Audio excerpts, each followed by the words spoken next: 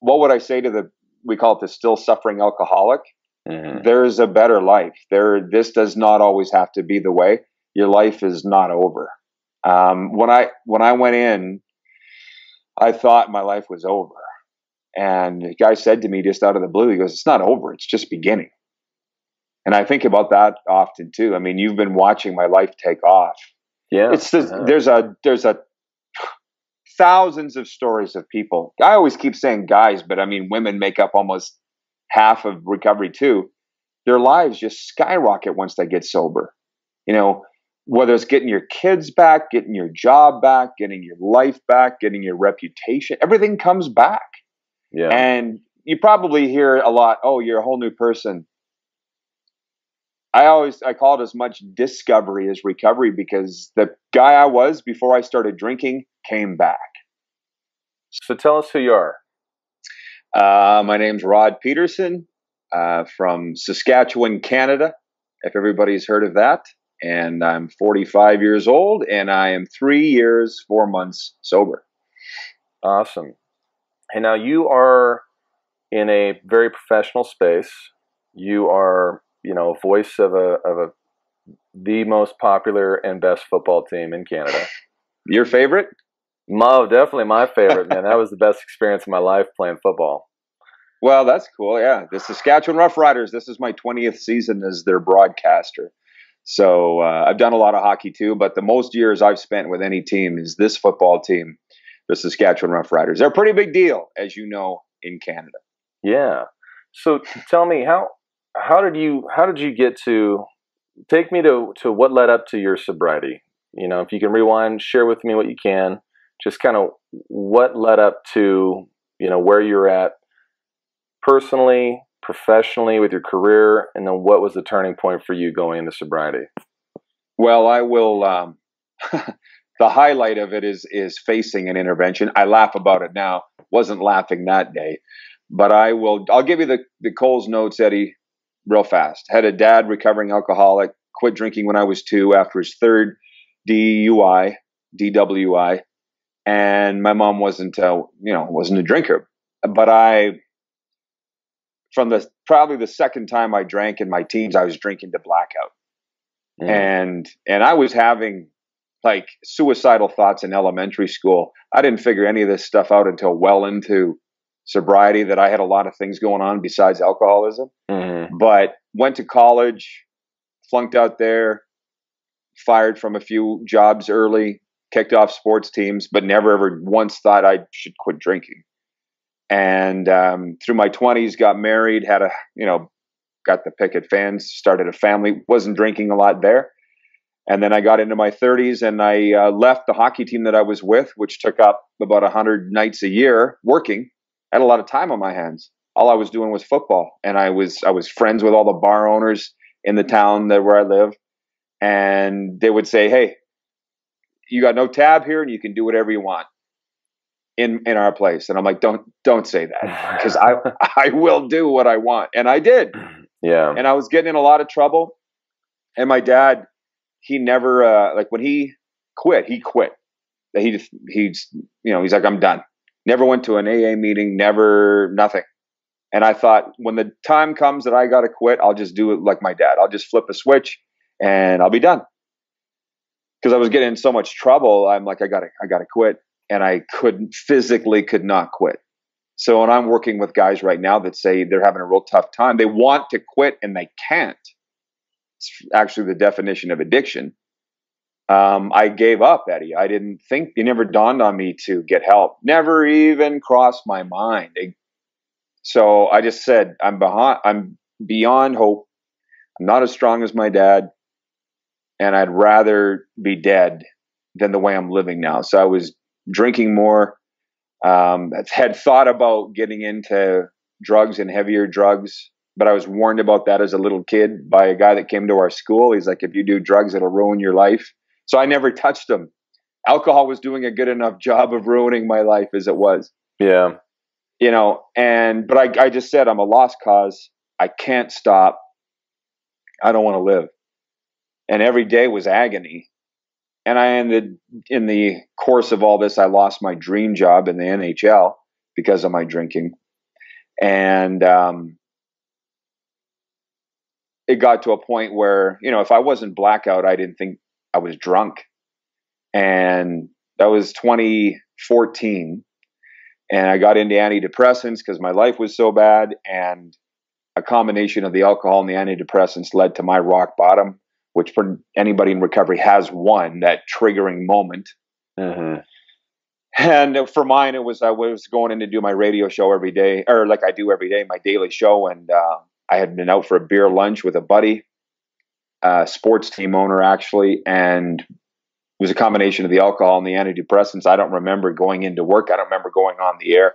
I was removed from on the air, sent home. Don't remember any of it. Woke up the next day, texted my boss. I'm like, I don't know what happened, man, but that's never happened before and won't happen again. And he goes, you're suspended and you're staying suspended until we decide what to do with you.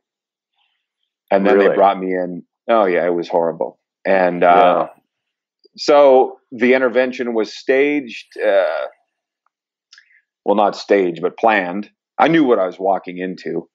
These days, because of the TV show, you can't surprise anybody anymore when you get called into a meeting. You generally know. Yeah. And they, you know, a document was shoved in front of me that said, you're going for help or you're going to lose everything. My wife was done with me, you know, well, not done with me, but she had given up and I was going to lose my job. And it's a pretty poignant thing was once I got into meeting my addiction counselor, he wanted me to go to a treatment center. And I said, no. I distinctly remember jumping up on the chair I was sitting on. I'm like, no, I can't. If that gets out, I'm done. My career's over. Bad people go to treatment. It's a scary place. I knew nothing about treatment centers at the time. Right. Not many do. And so I said no. And he goes, well, if you're willing to gamble your life on your sobriety, we can work together and do this. And then the light switch moment was when he said, you have a mental illness, Rod. You have a disease. Mm-hmm. Nobody had ever explained that to me. And I actually argued it. I'm like, it's not a disease. I can't take a pill and get rid of it. I can't cut it out like a tumor. Yeah. And he goes, it's a mental illness. And if we work together, we can beat it. And I believed him. And then I got into sobriety and here we are. But I mean, now I'm helping people. So I hear it all the time. And the best part is I like it when people say, you know, guys that have been through the fire, reach back and pull people out of the fire. That's what I kind of feel like right now. I've been there. I know where they're at. And as far as addiction, it doesn't matter. I've learned it doesn't matter if it's meth, cocaine, alcohol, it's all the same. It's all centered right here. Right. And I believe that nobody's beyond hope and it's never too late. And that's kind of my message when I'm talking to people. Don't give up. How many times did you try to quit before that finally came? Did you try or was it never even a thought? I want to say at least 100. Really? At least 100 times, I swear. And I probably could go a week.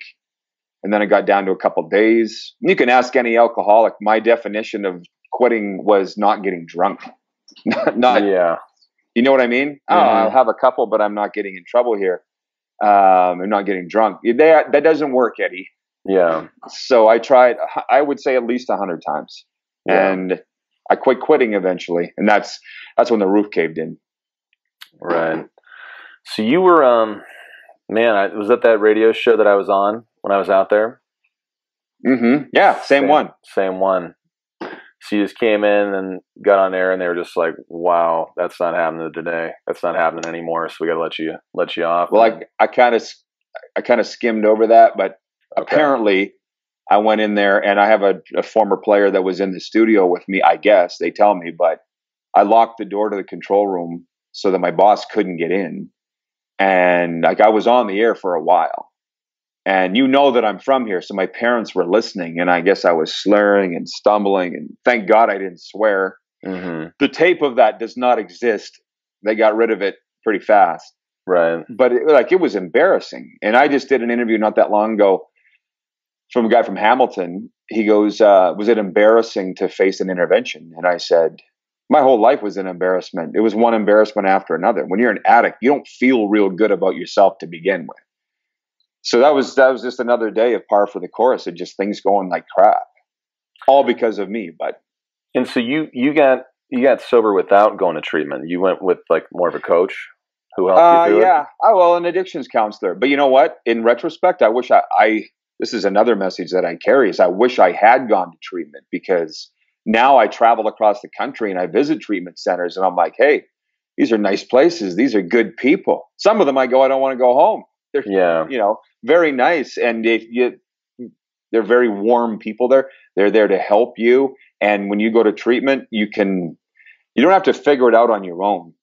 There's people there whose job are working full time with you to, kind of show you the path, show you the rope, show you the way out. My recovery story is I kind of had to figure it out on my own. Mm-hmm. I was fighting with my addictions counselor because honestly, Eddie, he didn't know what it was like to be a public person and be in recovery. It's hard. It's really hard. Like, it's hard to walk into a bar when the whole place is looking at you Mm-hmm. and buying you drinks and knowing you're going to be the life of the party. And it's not easy. And then once you quit, it's hard to walk into that bar and everybody's looking at you and they know you're not supposed to be drinking. It can cause a relapse. So talk to me about that. So you get sober, and then I remember when I first, saw you after you'd gotten sober, and then you're still going to Vegas, you're still doing those things. Yeah. And I think that there's obviously triggers, that can obviously spur some of those same thoughts that can maybe bring you back to repeating those same behaviors, right? Those same destructive behaviors. How was that? Because you haven't shied away from that. You still are you. You still go out and you still enjoy life. How was that initially, though, getting used to people realizing that you just weren't going to be drinking? It was hard because, I'm coaching people now. The first 90 days are critical because your buddies don't believe you. You told them 100 times you're going to quit. Why would you quit now?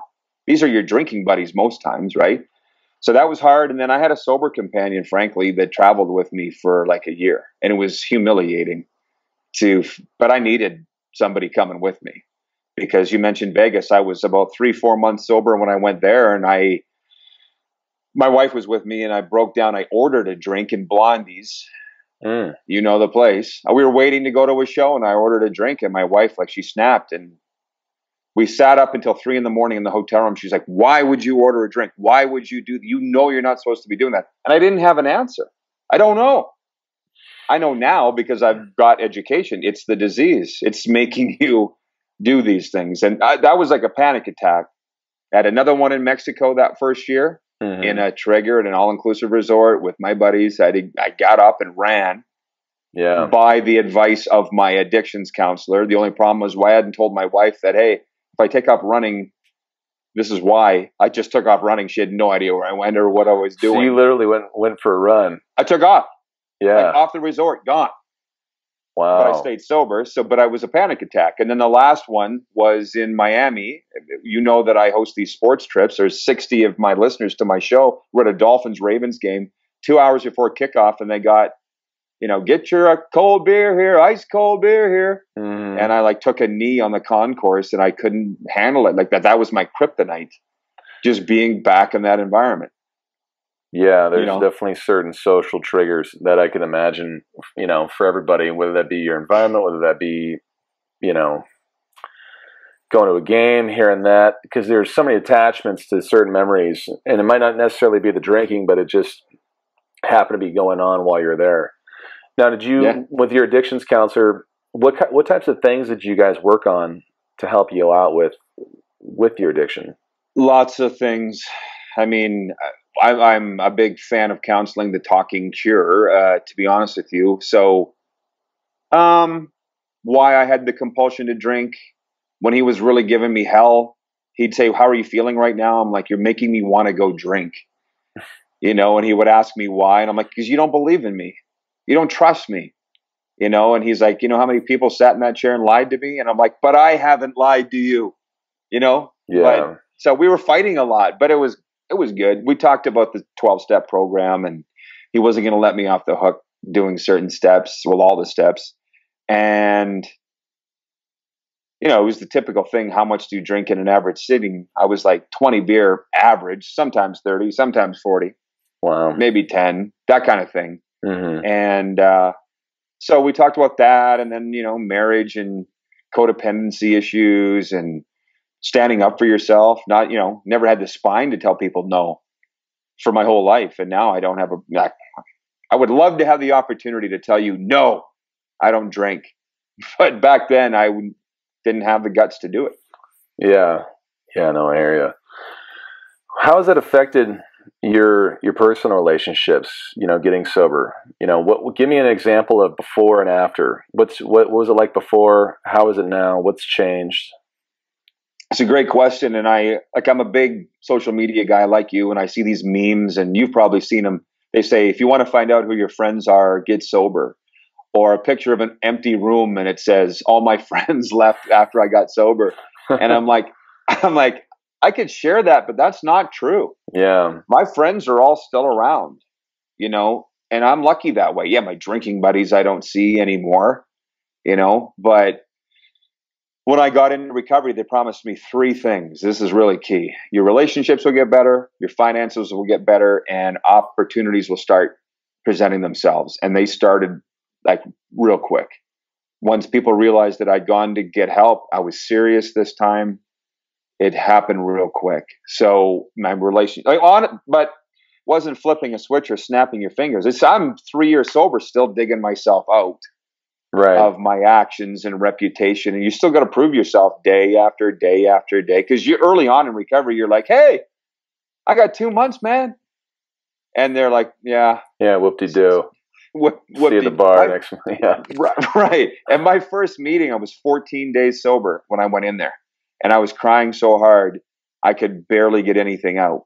And literally, I told the guys in the meeting that 14 days I thought was a big deal. And actually, for me, it was a huge deal to be sober that long. Then I look around and like, you've been sober 42 years? You've been sober 2 years? Like, I wanted that so bad. 14 days was nothing.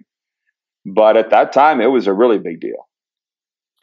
What has changed for you now that you're sober? What has that opened you up to? Are you more, physically active? I mean, I know you, but I'm just curious, to do for people that might be listening, what's changed for you as far as physical? What's changed for you as far as, when you go out?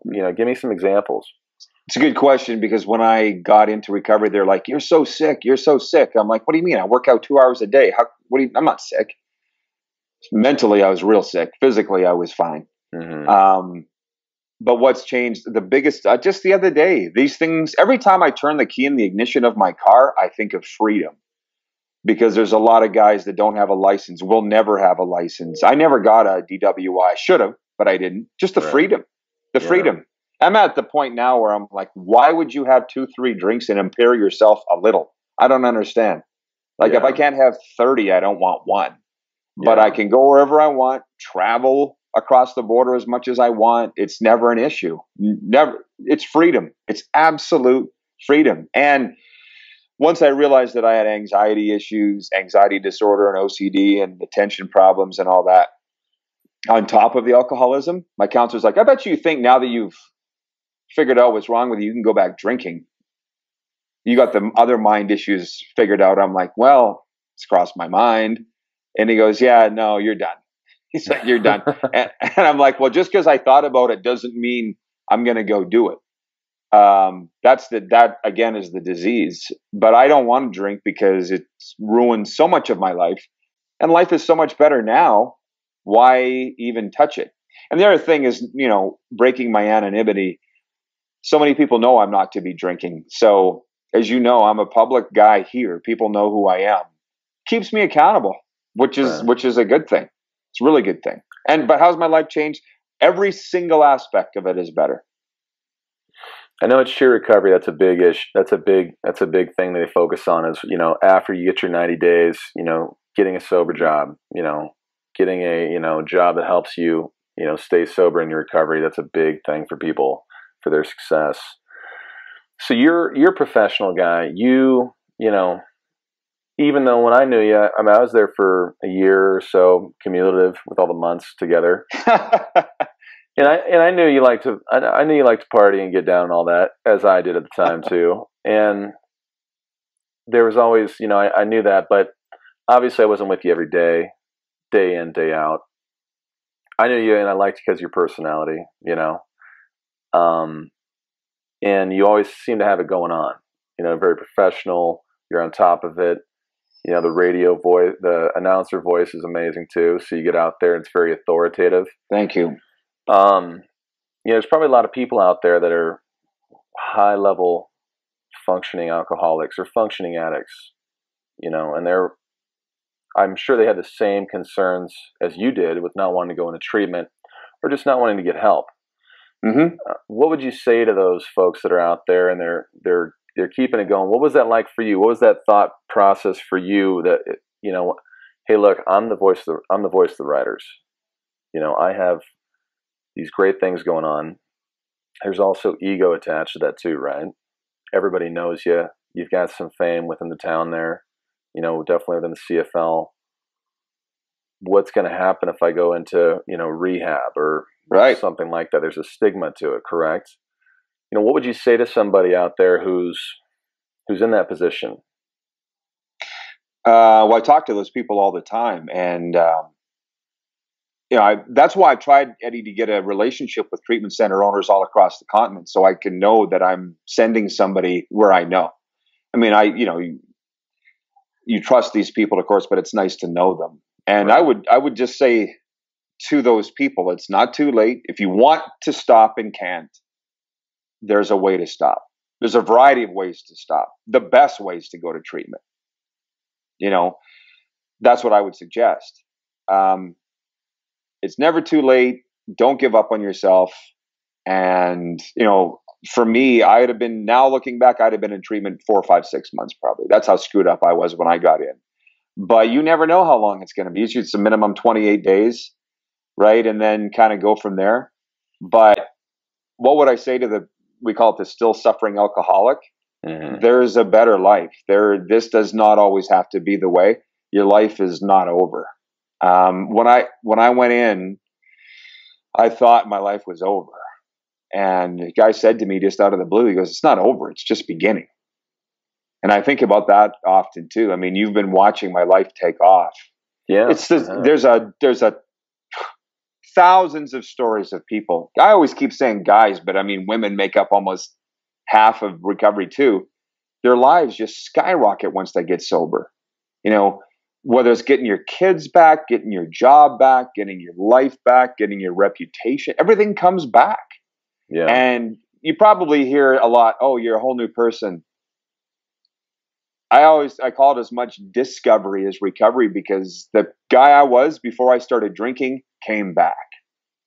So like all those interests that I had when I was a young teen were interesting again. I wasn't always trying to find the best happy hour when I, you know, went into a town. I wasn't chained to a bar table all night.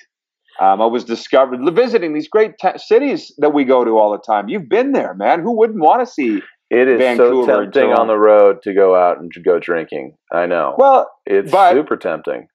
Oh, because it's there. And who would know, right? But my point is, now I'm up real early on these road trips, going out to the harbor in Vancouver or Granville Beach, or, you know, nice, beautiful places. It's free.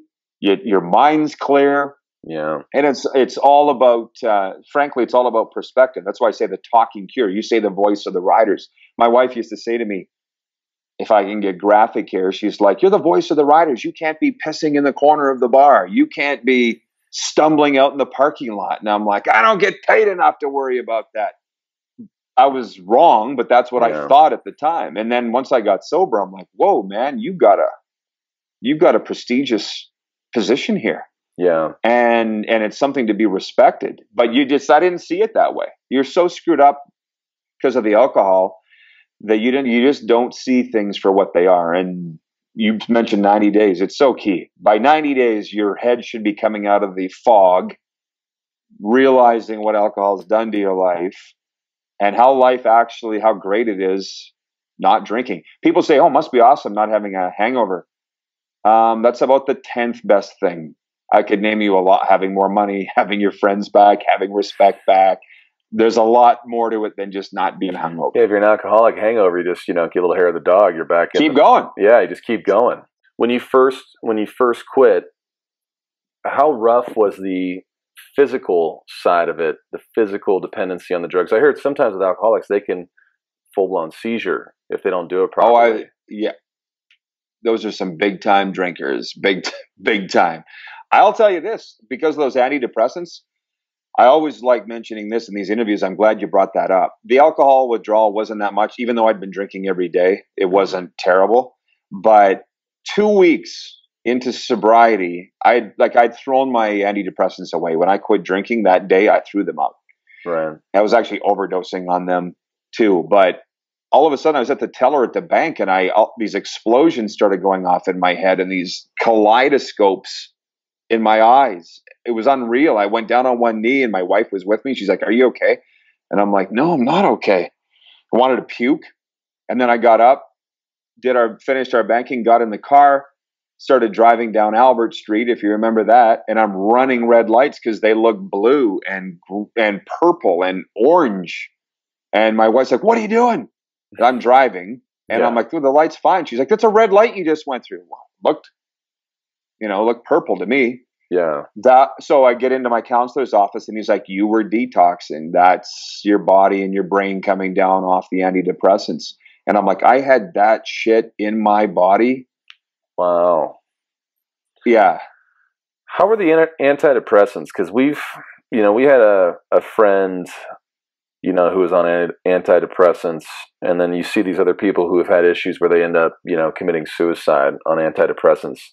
Did you find that you were getting any weird thoughts when you were on those, as far as wanting to hurt yourself?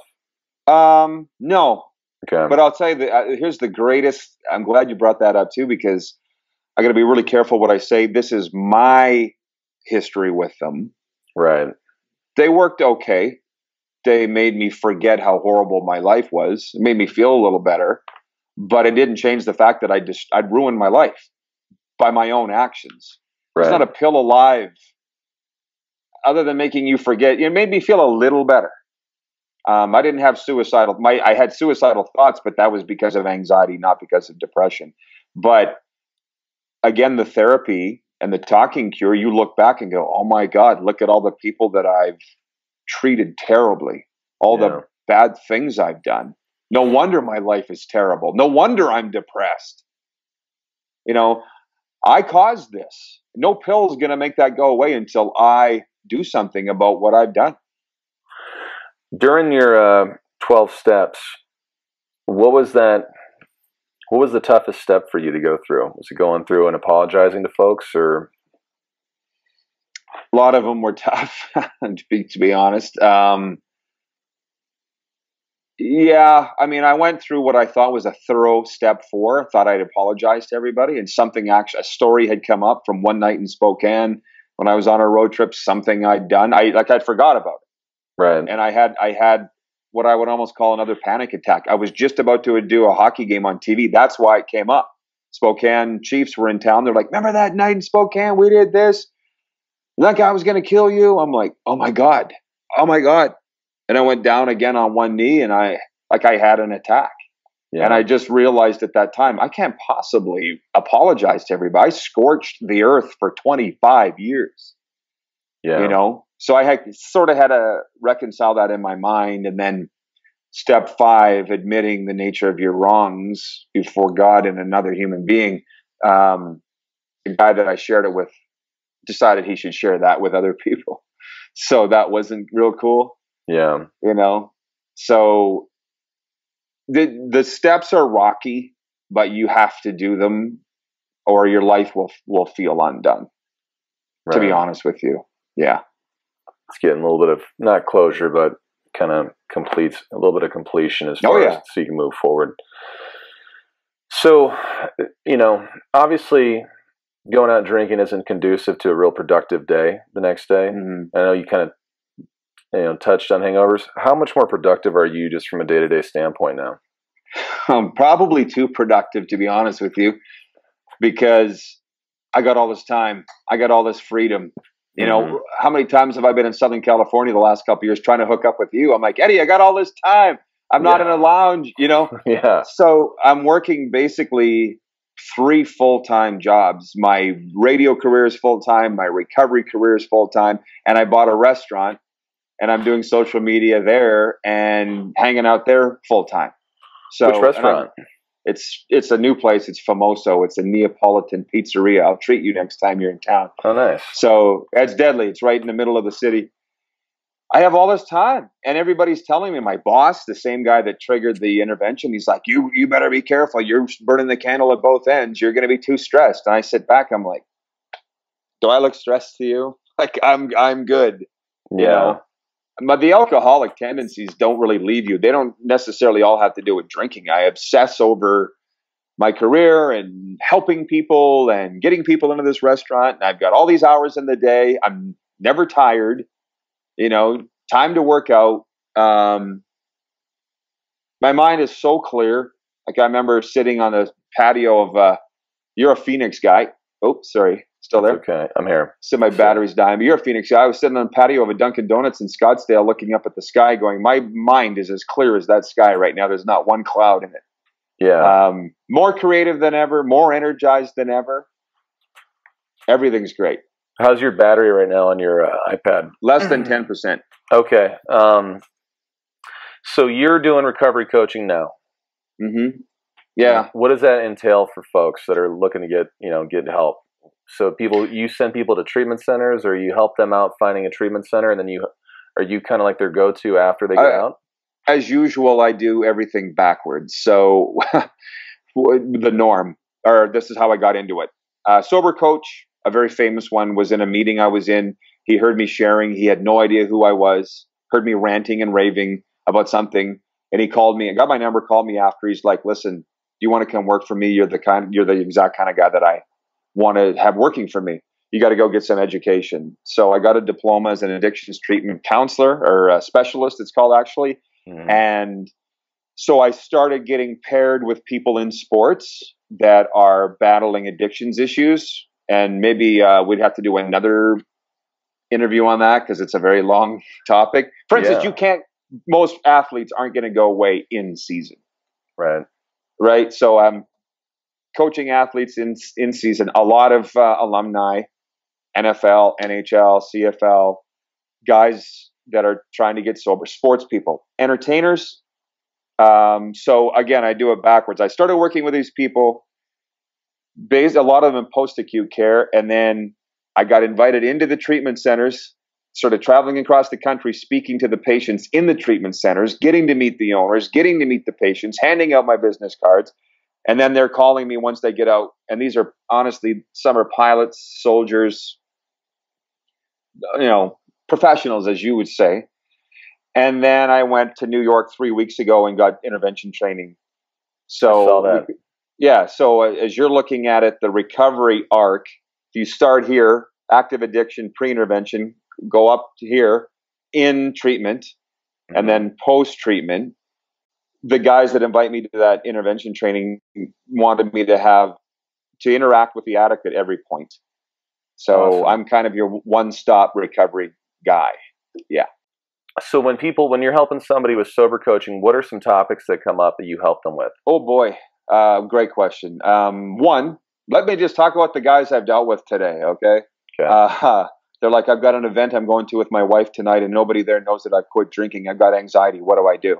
I said, "You either stay home or you show up and tell them you're not drinking, and show up and leave early if you're feeling uncomfortable. But you go. Don't run and hide." That's one. The guilt. "I can't get over the guilt. I can't get over the guilt." Hear that a lot. The things that I've done. And I'm like, well, go to meetings, deal with this. Let's get into the steps. And two, what are you going to do about that today? What have you done today that you feel guilty about? Well, nothing. This can't be changed. You can't go back and change the past. All you can do is control your future by staying sober. They love that, and it's true. So that's a big part of it. It's, I just look back at where I was in these particular milestones. Guys were having panic attacks. It's, are you taking care of yourself? Are you getting out of that environment? What are you doing for self-care? Managing them on that. teaching people meditation techniques. I'm huge on meditation, and honestly, I thought it was the dumbest thing I'd ever heard until I got looking around, and I'm like, wow, this is working for these people. What are they doing? So they taught me how to do it, and now clear my mind, fall asleep in 30 seconds if I have to, just like that, from being real good at it. Practice like golf. You just got to keep doing it until you get better at it. Right. I mean, any number of things. Just there to answer any questions, and it's key. My addiction counselor wasn't available to me unless I was on his couch for that hour. Mm-hmm. You know, when I needed help now. Yeah. So I thought at that time, if I'm doing this ever for a living, my phone's going to be on 24/7, and I'll be available 24/7, and I am, because when they need help now. And maybe it's just a quick text, maybe it's a 5-minute phone call, maybe it's a 2-hour phone call. I'm always there for the guys that I work with. And, technology, using Instagram, using those positive messages in your head, they're kind of like going to a meeting. Yeah. You know what I mean? You're worth it. You can't change the past, all these things. It's all right here. So whatever you're doing to stay, whatever you're doing to stay positive, stay sober. I'm a huge whatever works guy. Right. What are some common concerns those guys have? I know you kind of touched on it, and I'm sure a lot of it's in a sense universal, but everybody's different. Oh, it is different because initially I was paired with some business executives who I didn't really know because I've never worked in industry. I've only worked in sports and entertainment. Right. And I could not get to these guys. And I'm like, I'm going to be a failure at this. To be honest, they were very arrogant, very almost psychopathic, to be honest with you. I just couldn't break them down. Yeah. And then I just realized I need to be with the athletes because I know the pressures that the athletes face. I know what kind of guys they are. So, as a football player, pro or otherwise, or any athletics, when you're out on the ice or the field or the diamond, you need to believe that you're the best that there is at what you do. You need to believe that. And that's totally fine because that's what's going to set you apart from the people that don't. But when you walk off the field and the lights go off, you're no better than that guy or that girl. You have to humble yourself. Oh, yeah. And they start to get that, right? I'm like, maybe you are the greatest athlete on the planet. I don't know. But I'm sure you're not the greatest human being on the planet. So, humble yourself, cool it. And you see that light go on. And the other thing is, alcohol or drugs they're limiting people. So you can, young athletes especially too. I got set up with a young hockey player recently, and his family said alcohol is limiting him. I just showed him the instances because you don't necessarily know that it's causing a problem. You can't really see it at the time, and it's like, did you slip in the draft? Did you not get drafted? Why is that? Do you think? And I also follow them around and not just tell me what you're thinking. Tell me what you're thinking. Tell me what you're thinking. If, their mind's on alcohol, if their mind's on drugs, if their mind's, on self-limiting things, talk about anxiety, that kind of stuff. I help them with all of that. And to be honest with you, now 90% or more high school athletes in America have mental coaches, not sober coaches necessarily, but we're not really doing different stuff. But it's all through their stages of their career, I'm dealing with them that way. I had a hypnosis coach before I went to. I was at that point in my career where I had gotten kicked around the NFL and was not living up to my potential, not playing up to my potential, and I never really felt like I got back to where I was. I feel like I was probably operating at about 85% when I was playing in Canada for the Rough Riders, and it was a mental hang-up that was messing with me. And, I think runs parallels to meditation when you deal with hypnosis, because I had read every single sports psychology book on the planet, and I understood them, and I was hungry for whatever it took, and I was psychotic about my training, and I was no fun to be around because I was going to get through it. I'm just going to keep beating my head against the wall until I break through. And then it wasn't until I just finally had lost everything, then I said, you know what, I would do anything, injuries. I'd rub dog shit on my leg if you told me it was going to heal the tear of my leg that kept tearing. And so I said, you know what, I think hypnosis is total baloney. I think it's total bullshit. I'm like, I'm going to go try it though. This guy seems legit. This is like early internet. I did it over the phone with a guy, Craig Sigel. Shout out to Craig Sigel. I haven't talked to him in a few years, but he's up in Seattle, Washington. And he did it all over the phone. And I kind of told him what I had going on. And he sort of broke down. And really what it comes to is nervousness and a lot of those anxiety and those triggers. And I'm sure you're going to know this. It's in your subconscious. Reading a book isn't going to, that's your conscious mind. It's not until you get put under pressure that your subconscious can rear its ugly or beautiful head, depending on where it's at, and cause that anxiety, the sweats, the whatever, feelings of insecurity. It's that little voice in your head that maybe doubts you or maybe emboldens you. And I used to listen to audio, when I first went to Toronto. But then I dislocated my shoulder, but it helped me get over some stuff that I had going on with my technique that had got messed up. And then I used to listen to that all the time. And I found that when I was stepping out in the field, I was far more empowered. And I used the anxiety and thrill of playing and used it now as opposed to have it being crippling. Well, you can't believe the similarities between recovery and sports psychology. They are the same because it's all narrowing things down, short focused instead of long focused. So many guys come into recovery and say, oh my God, I'm never going to drink for the rest of my life. And I'm like, stop. You're not going to drink today. That's it. Yeah. That's it. Let's not worry about down the road. Right. And then when we get up tomorrow, we'll start it all over again. And you hope to stack up enough. For instance, I get together with these mental strength coaches and they talk about goalies. I was a hockey goalie. And the guy goes, I bet you when you went into a game, you thought that you're going to shut out the team for the whole game. I'm like, of course. He goes, and when the first goal goes in, you're screwed, right? And I'm like, yeah. And he goes, no, break it down shift by shift. They're not going to score on this shift. And you get through that, they're not going to score on this shift. It's the same thing as sober, day by day by day. It's the same thing. And it's confidence. And to be honest with you, anxiety, all those things. If you've ever read the book Mind Gym, my buddy Luke got me onto that. Long time ago. Do you know what the parallel, go dig it out again and just imagine that with recovery. It's the same. It's all the same stuff. And it's, you can do this. I got guys slinking down in their chairs crying. They're like, I can't do this. Can't stop drinking and drugging. And I'm like, yes, you can. I did it. You can do it. It's I can. It's just confidence. Yeah. And so there's a lot of people walking around with, lack of self-confidence, lack of self-esteem. You throw in addictions on top of that, you got a screwed up person. It takes a lot of work, but anybody can do it. Speaking of that, building confidence, I'd imagine for folks when they're first getting sober and there's that initial push of anxiety going out, seeing your friends, being in an environment where you're uncomfortable, I think that's a big issue for folks, just being uncomfortable in specific environments, and whether it be not feeling worthy, whether that just being socially awkward.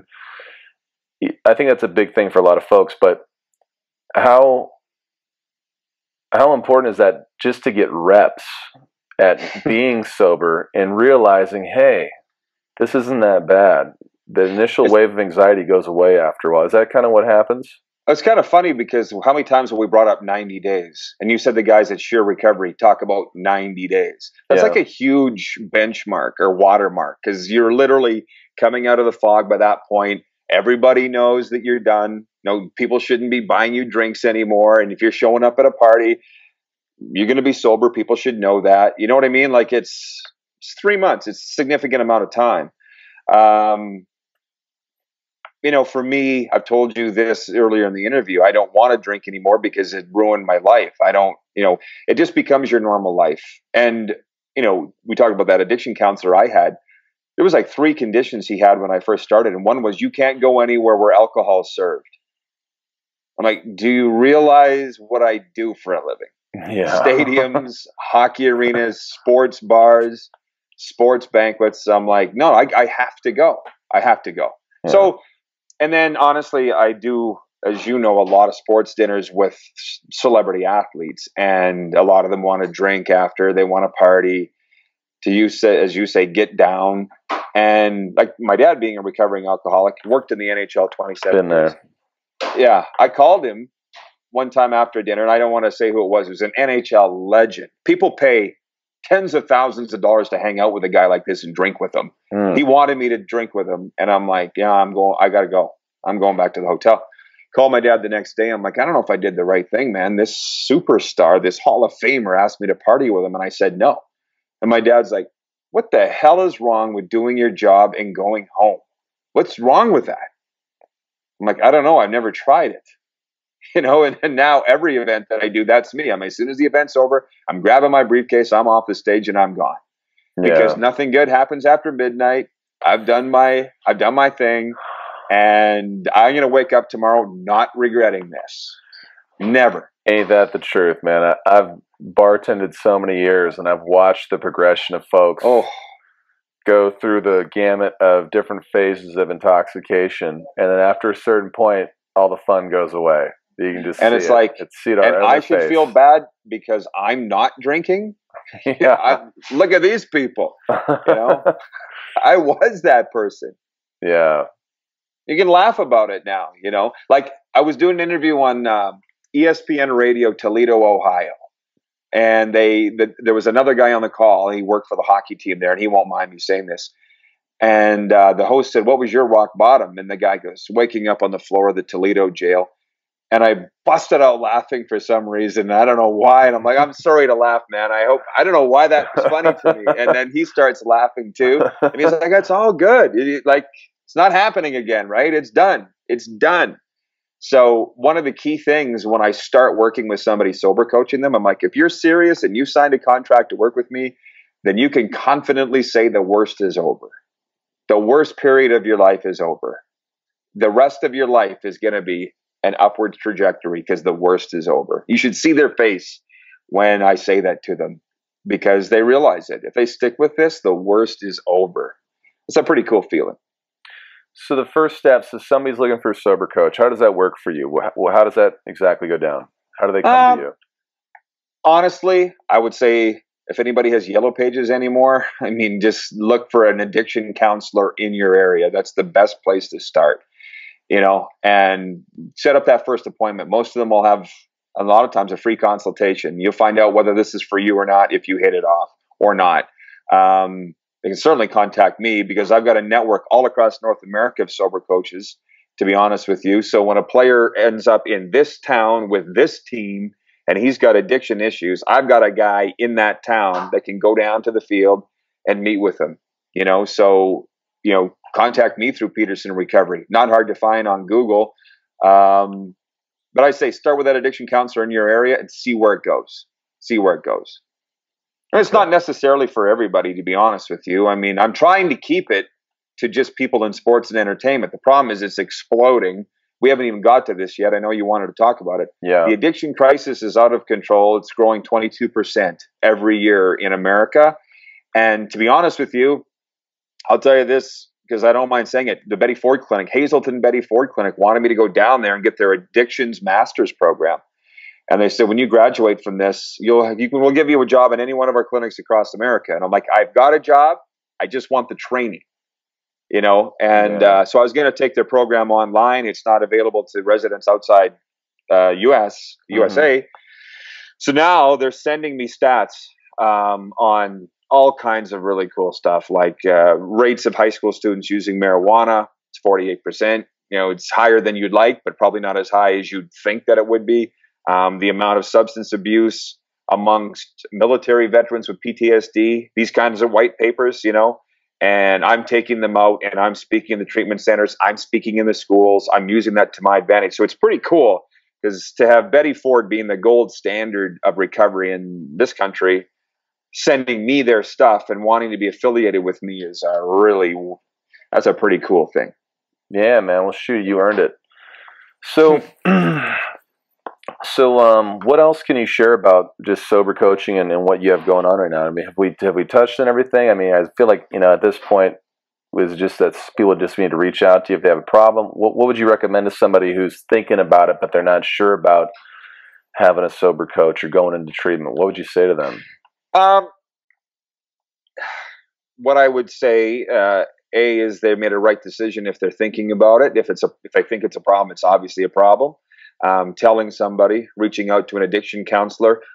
To be honest, they can contact me because I send them an online survey it's about 20 questions. Am I an alcoholic? And you have a pretty good idea after you fill that survey out whether you need help or not. It'll actually automatically at the end of the survey spit out a reading to you. Do you need to get help? Are you in danger of being in a problem? That kind of thing. See what resources are available to you and going from there. And just know that help's there. I mean, I talk to so many police officers, to be honest with you, that deal with addiction all the time. And they're just like, Rod, can you tell people help is there in any form for anybody? Doesn't matter if you're living in the projects or the top of the high rise. It's available to anybody. So many people, and sometimes I feel kind of hypocritical telling people what to do because I was too stupid to do it myself. I had to face an intervention, go get help because it's there and you can recover. Recovery works. Now, you just did intervention training. Are you helping people guide interventions then with family members? Is that why you learn how to do that? Well, I was invited to be there for one, which was real cool. Earl Hightower is to use a hockey term, Earl Hightower is the Gordie Howe of interventions. He's been doing it for 35 years, basically based out of LA. Mm-hmm. And I was invited to his event in New York. He does them once a month across America, training interventionists. And it was a 3-day, very intense program. Like when I left the conference room, I was exhausted.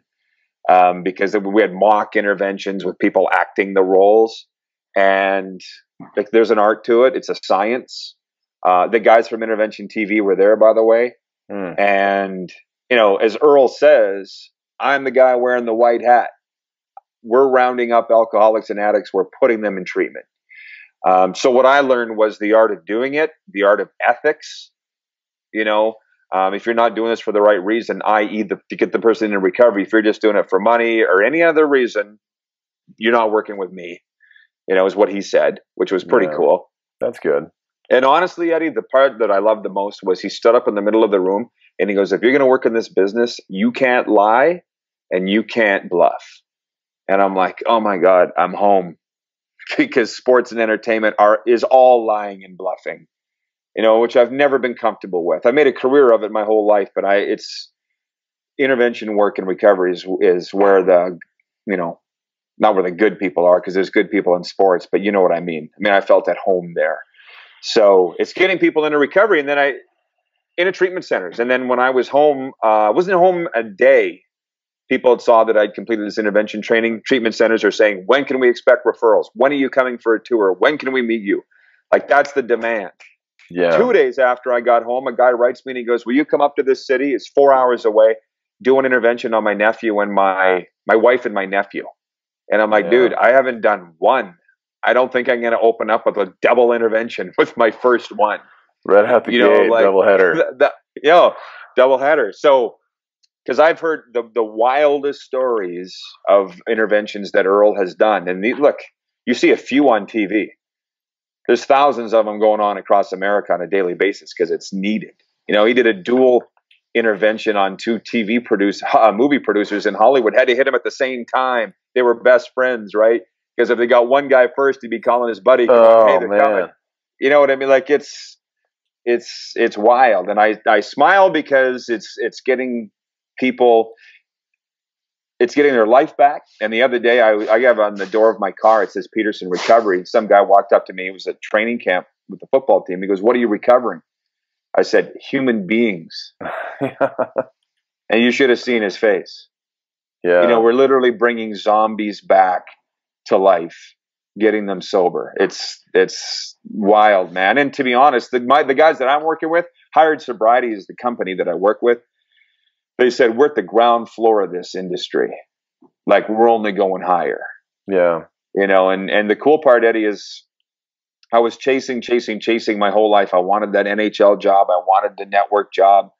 And it just never happened, probably because of me acting like an idiot for 25 years. I'm blaming myself for that. But when my own sober coach told me, he goes, stop beating on that door to the NHL. It's not opening. Yeah. Start listening. I know you're a big universe guy. He's like, stop. He goes, start listening to what's coming. And when I started doing that, holy smokes, it was just an absolute flood of people that need help. And it's funny because the mental health people, the sufferers, they don't care that I was an alcoholic. They don't care that I'm a recovering addict. They know that I can help them. They don't care. That's the coolest part. The stigma that's out there, if people have a problem with somebody in recovery, that's their problem. It's not my problem. I'll tell the world that I'm in recovery because this is the best thing going. Yeah. Since we're going with kind of a sports theme here, what are the stats? Do you know the stats as far as people using, success, trying to quit on their own, success with a sober coach, success? Like, do you know those statistics as far as? Oh yeah. Well, it's what do they say in AA? It's like I think they said 90% success rate, which is pretty cool. I mean, I have not broken it down yet with athletes, but the numbers. 1 in 11 people in North America has an addictive alcoholic tendency, right? 1 in 11 has that addictive thing. 2% of those do something about it, whether they go to treatment or go to meetings, go get into recovery. It's a minuscule amount of people, And I was speaking at a community center just a few weeks ago, and a kid puts up his hand in the back, and he's like, hey, can you tell me the stats for recovering from meth addiction? And I said, off the top of my head, I'm not sure. I'll have to look it up. I looked it up, and I said, the stat that I saw was 50%. 50% success rate. But I said, I will guarantee you this. If you keep trying, you'll hit it. You'll hit sobriety. I'll guarantee you if you stop trying, you won't. Right. Does that make sense? You keep trying to get it, you will get it. There's no two ways about it. How bad do you want it? Yeah, absolutely. I mean, because when guys get forced into recovery or forced to sit in front of me, I can tell within 2 minutes if they're serious or not. And I'll just say, you know what, we're not going to work together. Thanks, but have a great day. Good luck with your recovery. And then I'll find out a day later that he relapsed and he's caved in his nose with cocaine or something. Like he was there because he was forced to be there by his parents, by the law, by the court, whatever. It's pretty easy to tell who's serious and who isn't. You usually see it in their eyes. Now, do you work with everybody? Not just alcoholics, but you work with all addictions, correct? Yep. Right. Yeah. I know pills are a big one right now. Oh, pills, opioids. I mean, yeah, that's a very long discussion. How somebody gets started on that road is very unfortunate, right? But the road to get off is pretty much always the same. I mean, they say getting into an addictive personality, a gene, it's like 50% genetic, 50% environmental. If you're going to end up as an alcoholic addict, 50% Eddie. Yeah. To get out, 100% on you. 100% mental effort to get out. So it's not necessarily your fault. In most cases, it's not your fault that you became an addict, alcoholic, but it's on you to get out. And it's crazy because they say alcohol is the biggest killer. You look at the numbers; it's killing more people than anybody else in America. Really? How important is the personal work that's done on the underlying feelings and thoughts? How important is that? I know that you obviously have the detox, and so you can get a little more clarity. But then, how much of an impact do you think? It's just got to be the necessity to work on those insecure feelings, the anxiety, all that. Yeah. How important is that? Do you think, as far as for people to work on those things that maybe they're trying to tune out, they don't want to face? I was actually in a treatment center in Winnipeg You remember that town? And I was getting a tour from the owner, and I said to him, "How much work do you do on co-occurring disorders, which is what you're talking about?" And he says, "Tons, tons, tons." I mean, the people of Betty Ford tell me, they said every single person who comes in that door when they walk in here is depressed and anxious, right? So we're going to get him sober first, however long that, like you say, the detox, and then we're going to start delving into these other issues. And that's whether it's one-on-one counseling, group sessions, whatever. I kind of stumbled upon it by myself that I had all these anxiety issues, ends up being anxiety disorder, which we won't talk about today because it's a long discussion. The depression was caused by my alcoholism. I screwed up my life because of that. The anxiety started before the alcohol. Where was it for you? You know, not you, but I'm saying when I'm sitting across from somebody, it's like, when did these things start happening in your life? So, you know, the number one thing is getting sober, and then let's put the spotlight on you. That's what you're in treatment for. We got all the time in the world. Let's find out who you are. So it's like 50-50, honestly, man, if not more times. But again, it changes. It used to be dual diagnosis. Now it's called co-occurring disorders. You say the underlying feelings. There's always something underlying that's got you using or drinking too much. You got to find out what it is. Was there, for folks that haven't been sober for more than maybe a few days or a week, like you were talking about with your own personal experience, was there a moment in your sobriety where you were suddenly, maybe one day, you're like, okay, I know every day it's day by day, but this is starting to get easier for me as far as I'm starting to get more locked in. Was there ever a time like that for you? Yeah. It was my 1 year sober birthday. And I don't mind saying AA. You know, they don't like me saying it, but I'm just going to say it. They're going around the room and everybody's shit. You got your birthday cake there and your parents are there and your wife and stuff. And they're all sharing their stories about you and their thoughts about you. And people were like, "Hey, you hit 1 year, man, but year two, that's when it gets hard. It's easy to stay sober for a year. It's really hard in year two." I'm like, "Oh man," like they're scaring me, right? Thinking this is going to get worse. Yeah. And then every day when I walked out of there, I'm expecting the worst. And I'm like, man, this is a walk in the park. Like, it was like, they keep saying your only job in year one is staying sober. That's it. Let's not examine anything else. Let's just stay sober for year one. And then from there, we'll start getting into, that's what I heard in AA. It was about 1 year of sobriety where I'm like, man, I don't have this licked. Because I'd love to go get wasted right now as soon as we're done this. That will never, ever leave me. Never. Right. I love that cold beer, man. I was around it tonight. Yeah. As I told you, you know, with buddies. It's not necessarily easy. But when I realized that the sun coming up every day is a symbol of hope, and I'm going to be sober to see it, and I'm going to be sober going to bed, and I'm going to be able to drive wherever I want. I'm going to be able to take phone calls. And, you know, because it used to be people knew, don't call Rod after 9 because you'll be wasted. Yeah. It does not end. It does not end. It can go all night about these good things. And they keep coming in waves. But to answer your question, probably 1 year. For somebody new, they're like, "Oh my God, a year seems like such a long time." Yeah. It does not go by fast.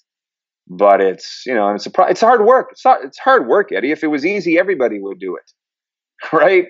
Yeah. It's hard work. A lot of people aren't willing to put in the work. And back to, how bad do you want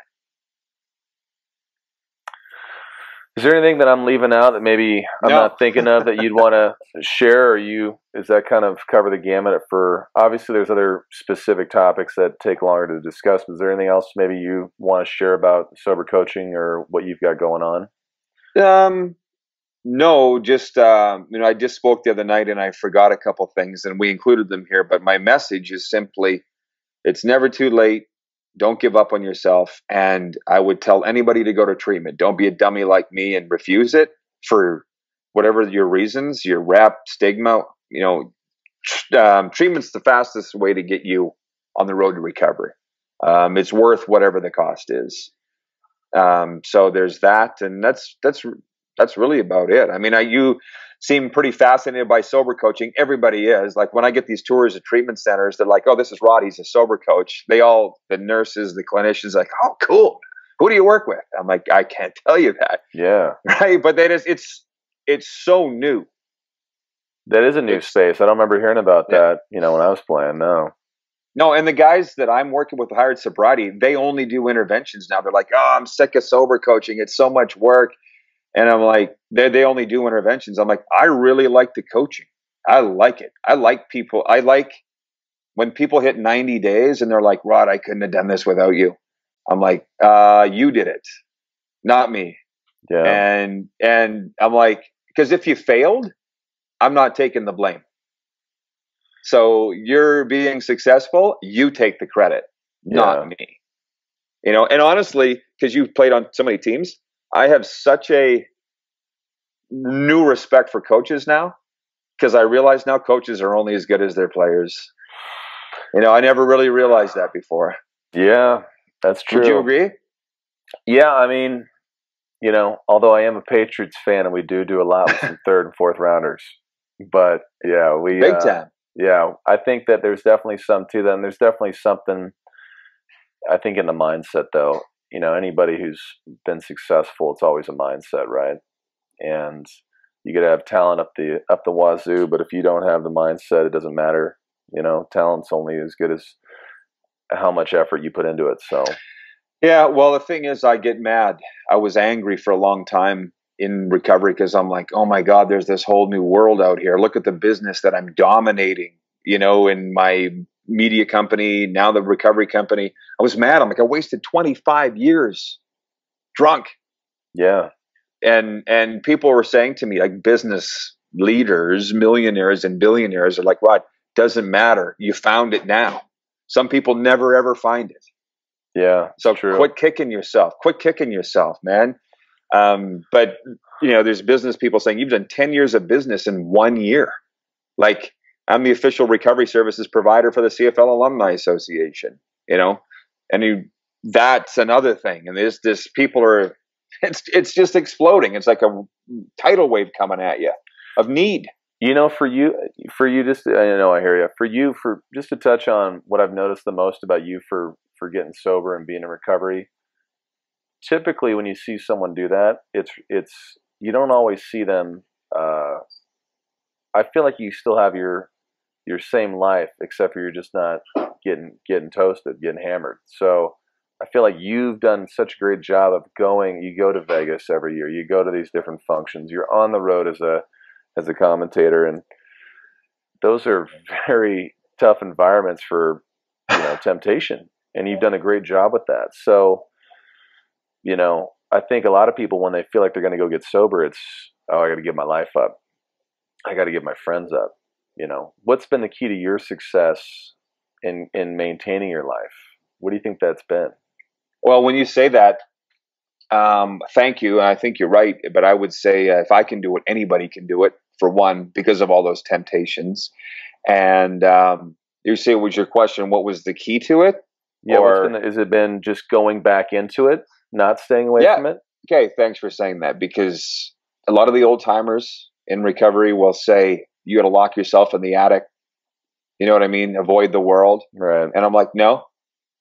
You go run all those hurdles, kick them over. You're going to have all these hurdles in your life in sobriety, kick them over. Because what happens if you lock yourself in the attic for 6 months and then you come out and you face that first trigger? You're screwed. And there's not anybody around to help you. When I'm at this, in the stadiums traveling, there's always somebody with me. They help me. Face the demons. Yeah. Slay the dragon. That's great. And so where can people find you? At Pedersen Recovery? Yeah, you can search Instagram, Pedersen Recovery, Twitter at Pedersen Recover, Facebook. I'm very easy to find through my sports dealings. I've always been very open with the fans, and now people struggling can find me really easily. And I don't know where it's going, Eddie. It's one day at a time. I mean, everybody says, where in the business world, where do you see yourself in 5 years, 10 years? I'm like, I have no idea, because every goal I had, I've just shot out of the air because of my own actions. So I'm seeing where this goes, man. And it's an unreal road. When you wake up every morning and you don't know what's going to happen, but you know it's going to be good because you're sober, you're living a good life, you're helping others, you're being a good person. That is the wildest thing in the world. The wildest thing. You got to go for it, man. Rod, you know, I've known you. I knew you before you got sober, and I've been following you, and I've known you since. And you know, as your friend, I'm happy for you, man. So thank you. You I look can great. see it that I can you tell are. you're Thank doing you. great.